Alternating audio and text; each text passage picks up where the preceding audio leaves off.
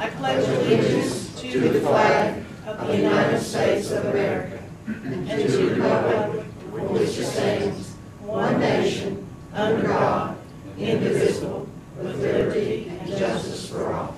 Thank you.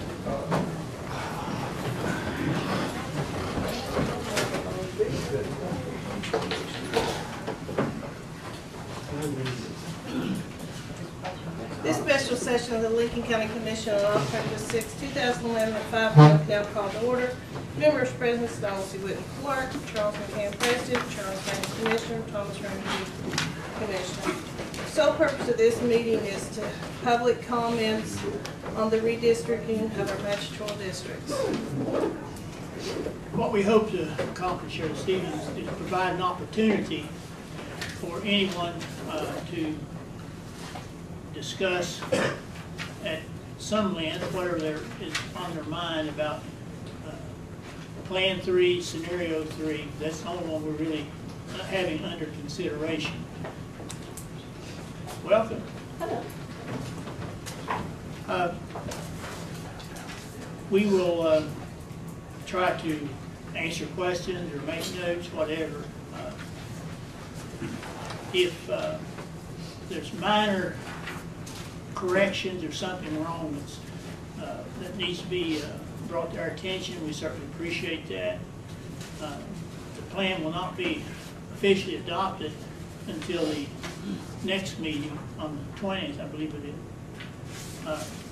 We will certainly not go back and undo all that's been done, but if there's something technically wrong, that's the part that I want to make sure that I would be able to represent to the people of the county and to my fellow commissioners that technically we have carried out the responsibility of coming up with a plan or plans that would meet the what our charge is, and that is to look at the population as it shifts, moves across the county, and come up with a districting plan or a redistricting plan that moved from 6 to 3.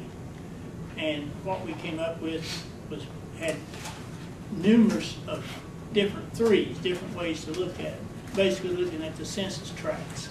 So what we have chosen at the last meeting was the scenario or Plan 3, and that's what we will provide an opportunity at this time for anyone wanting to provide public comments, discussion, or whatever we can do to help. We don't have our professional lady here tonight, but we just thought maybe at the last meeting we had met really the requirements of the 30 days, but I felt like it might be good to look at just the one that was picked, because in the communications I had with people prior to, was it not just give us one plan, give more than that.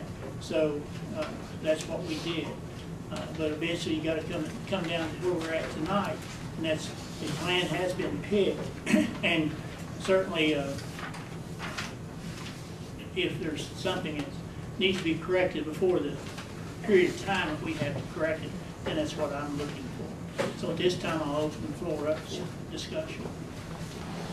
Anybody has any particular? I think, did you provide the copy? There is the precincts, the boundaries for the precincts and boundaries for the districts. So if anybody needs copies, they're there. Somebody I know picked them up prior to. Also, at the conclusion here, I do have some papers I just prepared that might be an opportunity for anyone that might want to provide input in writing, because that's what I have always requested, something, put it in writing so I can read it and review it. And I do have a file down there of what comments I have received. But basically, I came up with 4 questions or statements where you could reply. What specific issue or issues do you have with Plan 3, if you have any? Do you have any personal reason with Plan 3, how it might affect you personally, because some of you may do that. Please provide suggestions for considering to improve Plan 3. As you look at it, you go home and look at these papers, you may come up with something and you put that on here and get it back if you want, to do that.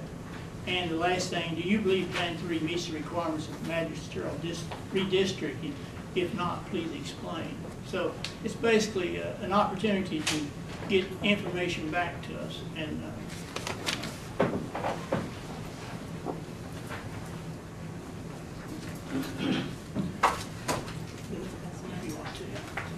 so I'll give those out this time. Sean on there too. I would request the paper, if they, in their coverage, if they could mention this in the paper so other people will know that there's a change, to provide still written comments on the redistricting.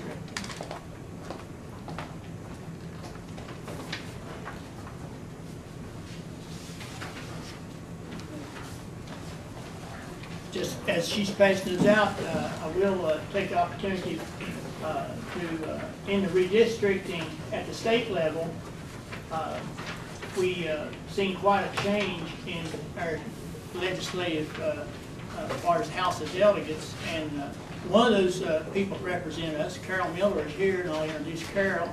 For those that she's pretty well known in the district that she's been representing here in the 15th, but that's all fixing to change and be this plus some more over in West Hamlin area down toward Bear Creek.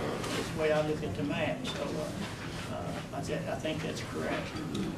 They had to have so many more numbers, and that's they first had Bear Creek and Fez, and we requested to take a look at it as they went back and tried to refine things. And I think the last message I got from Mr. Stowers was that it was all, the additional amount was in Bear Creek, 400 and something people, I believe, or something like that. And that'll be something we have to work through as we prepare for the elections coming up in May, is making sure that we have that piece put in so that those delegates will have receive their opportunity for votes in there. Just be a little different, but no big deal. It can be done. Okay. Yes. At the last meeting, you indicated that the commission was looking at plans 3 and 5. Prior to the last meeting, just 3. Well, at the last meeting, you chose 3. Yes. But I'm saying, prior, you yes. mentioned that you began that meeting by saying that you guys yes. were looking at 3 and 5. Right. And then you put public yes. plan 3 on public review. And after looking at those, I was just trying to compare and see what the differences are. And I guess mine is kind of a question. When I look at it, I'm thinking of the existing Duval Carroll District today. And Plan 5 maintained that boundary as it is now, today, between Duval and Carroll. Whereas Plan 3, backwards, Plan 3 modifies that and takes new District 3, or some of you might think of the Carroll District, all the way over to Hollister Road, coming down Valley Fork, beyond Duval School. So I guess that is those people that are affected by that mile or so. I'm just trying to understand maybe why that is more advantageous than Plan 5 that just kept the existing boundary that's been there for so long, because are not those people going to continue to vote at Duval School? Yes. And if they're going to continue to vote at Duval School, it seems like Plan 5 would just, why couldn't you just maintain it where it is now and not make that move? Could have been. I think that's why 3 and 5 was picked. Both of them were credible, I think. Right. And that's why I'm just trying to see what your all's rationale was. Once again, considering if those people that are in that mile or 2 range there are going to continue to vote at Duval where they presently do, why they just Plan 5 kept them in that same area and it'd be more consistent. I'm just trying to understand why that decision was made. Well, and that's a good question. I don't plan to answer the question this evening. I just plan to let you make comments. If there's something that needs to be changed or done, then submit those for our consideration. I don't plan to justify any of the, wherever you look at it, depends on where you see it, is the stand that you take on things. I don't think that, you know, you can talk all evening about why you done this or that, but I don't plan to get into that. Let me just get caught up. I know I missed the last meeting, so I know when I talked to Mr. McCann on the first meeting in the month of September, he at that time hadn't decided, I don't think, on a particular scenario to look at. Then I received an email after I left town that you were considering 3 and 5. That's correct. I was just wondering, of the 5 scenarios, how many excluded me? I'm not sure. We'd have to go look them up. I'm not sure. Do you know if 3 and 5 both excluded me? I'm not sure yet, but I believe so. And I don't know it excludes you. I guess it depends on, goes back to this old question we had last time. Where do you actually live? I mean, are you a Duval resident? According to court, you are. Where you file and where you vote is in Laurel Hill. So all that kind of stuff is out there in limbo as far as I'm concerned. That was one of, I mean, I'm just trying to understand I guess the difference between 3 and 5 is the area that Steve's talking about over on Route 3. It goes all the way up, including Donald, puts Donald where he lives. And what you had to do was take census blocks. It wasn't run the line where you wanted. You took a census block, and that's where the census block, in order to make the numbers come out, went all the way up, including Donald, top of the hill. They'd say Halster, and up the top of Creek over into Garrett's Bend, the way I looked at it. Those two, there's still a difference in the numbers of districts 3 and 1, and all moving that back where it used to exist now, we just reverse those numbers. So you're going to have a little disparity in those numbers, which are in the range allowed regardless. It would, all of them, I really think all 5 plans met the requirement of the law, as Joe Vaughn explained it to me. And basically what I asked her to do as we work through this process, let's use 7,200 as the target and look at how you might be able to do that with 3 districts, not 4, not 5, not 6, but 3. And give me some, you know, with her programming, spit those out to me, and that's what she did. And so of the 3 and 5 that we were considering at that time, what was the reason that you were looking at 3 and 5? I'm not going to get into that really. It's kind of hard being one of your commissioners here and not knowing what You should have been here to work on, sir. And I notified you a long time in advance. I couldn't see it. Well, I mean, the phone was there that evening, and you never even called to be participating. And in our discussions in Morgantown, did we discuss any scenario which excluded me? We just looked at the 3 possibles, and I had never really got down to talk with Joe Vaughn about giving those others, but I wasn't sure how difficult that was. But at that time, did you not? Well, I don't think it affected it at all. That's all right.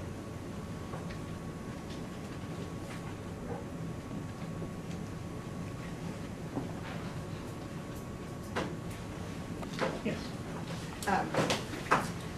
I guess I've had the same concern since this started, and I know that you can't publish huge detailed maps of everything, but that's a little hard to really see where anything is. I did ask Judy before I came in here, and she did provide me a copy of this map, which is precinct number 13, which is where I live, the West Hamlin area. And this does show the creeks and looks like everything. It's very detailed. And I just wonder if we could, I know you can't print all these and get them out, but could you put these somewhere, all of them, so that the public could look at these, and you really know then what Plan 3 is. It shows every area that you could say, okay, here's the boundary between 1 and 3, and I live here, or I live there, or whatever. Right, I understand. And we eventually will get to that. Just haven't got there yet, but we will have that. Okay. But I did check prior to, is that a requirement? Do we need to do that? No, you don't have to do that. It's strictly, you look at the numbers and place the general map, and that's all you got to do, the census box. But I know, I mean, all that's is part of the contract we signed is to get that, and we're just gradually getting all that, but we had to wait till we got down to 3 before we went that far. So once we got it, then went to 3, then we asked last week, helped Joe Vaughn to be getting everything ready for us and printed, and even a large map that will show it, hang up so we can see all of it. Well, I know when we were here at September the 17th, after the meeting, I asked Mr. Ramey for if there were any more detailed maps that we could look at, and he took me over to Joe, and then she and I talked.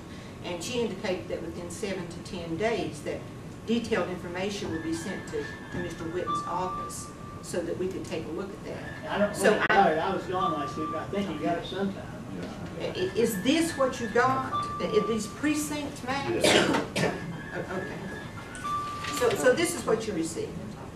We don't have that for every precinct. Okay. It's actually in the computer now, I mean, it just hasn't been printed out, available, it will be though. Okay. Charles, would we get a chance to look at it before the comment period ends? It's Yeah, hard to it make a ends at comment 7. when I don't know what I'm I commenting on. understand, and that's why we decided to do another one, and the final one won't be until, the final day is 17th, I believe. Right. And we won't vote until the 20th. Correct. So we'll be able to look at all of these at one time, I guess is my question. If you just put them up on a wall or something, we don't need to take a copy I home. understand. Okay. I think we can do that, because I just saw them today. Okay. Okay. I mean, the detail, I hadn't really seen it today. Okay. Other than Joe Vaughn's, looking at her computer, but as far as getting it all put together and what we thought, I didn't sit with it. I mean, I went, like I said, took vacation last week, I didn't see it today. Okay. So So we'll have those in probably Mr. Whitten's office where they'll be on the I'll have wall. them hanging on the wall tomorrow. when will you do that, sir? Tomorrow. Tomorrow. Okay. And that'll give us ample time to take a look. Okay. Yeah, Thank you. well, it's something it's gonna be a big job for Donald's office, maybe I should say Mr. Whitten's office. But it's gonna be a huge job to get all this properly communicated to all those voters out there. I mean, there's certain requirements that has to be met, and it'll be up to Mr. Whitten's office to come up with a plan how to do that, working with us. And so, once you know where everything's at, then the people has to be notified if precinct changes and all those things. We have to personally do that, so. And there's quite a few changes. I would just like to add, at the last meeting when Donna asked me about the maps, Joe Vaughn indicated to me that when counties go through the redistricting process, that she has never known a county to go to the extent that we went to with printing maps in the newspaper. And she said that compared to other counties that she's worked with, that we went well above and beyond what the law requires us to do. And I do think it's great to put those on the wall so the public can come in. The more informed the public can be, the better the whole county is. But, and she also indicated that many times you don't want a detailed map from the beginning, because what you have people looking at where people live rather than the numbers, because when you go through the redistricting process, the most important thing is to make sure that you get the boundaries within a percentage of each other, which we're not in at this point. So if you start putting really detailed maps in the face of the public, you're just going to have people trying to see where somebody lives.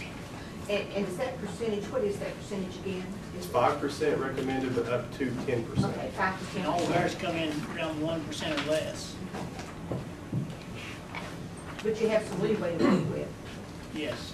And that's what, one of the other reasons I leaned to Plan 3 was that from the onset, she said you need to look at growing areas of your county so that you don't make that particular district the largest, because if you do, in the next 10 years, you're going to have the same problem. That district will grow, it'll be out of proportion, so Plan 3 made the Allen Creek district smaller than the other two districts, giving that area room to grow. Our school population is sort of shifting. West Hamlin is getting overcrowded, so Well, I've been we reading the have some paper. growth there too. So,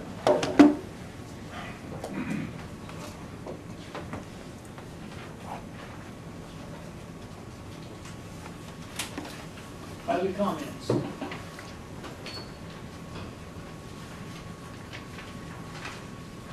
Hearing none, take a motion to adjourn this special So- hearing. Motion second, all yes, motion carries.